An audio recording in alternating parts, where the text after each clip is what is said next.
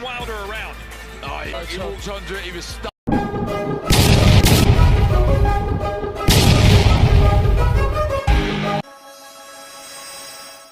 Isang madali unboxing update nga idol. Sa kakatapos ng nalaban sa Riyadh, Saudi Arabia, ay naganap ang salpukan ng dalawang knockout artist ng heavyweight division. Nang maglaban ang tinaguri ang Bulls Bomber na si Deontay Wilder at tinaguri ang Big Bang naman sa China na si Zhilei Zhang.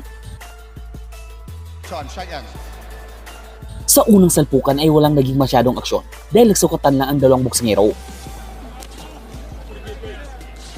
First man to land a big punch. Well, Zhang throws the...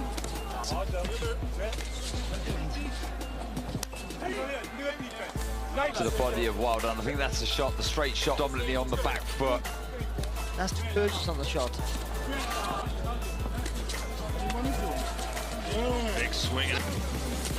Dito sa round 2 ay masyadong tahimik pa rin si Wilder na parang nasasaktan sa bawat hataw ni Zhang. It's just aware what's Be a good chance he's going to get caught with Zhang's. Zhang's punches are to see somebody with anything. Dito sa round 3 ay mas lalong lumalala ang takot sumuntok ni Wilder na puro mahihinang jab lang ang ginagawa. Non-established. He's setting it up with the jab and then... Anything. Let's look at the... Zhang's always like this, and Side, what is Zhang doing? for both at the minute. I wouldn't overthink the...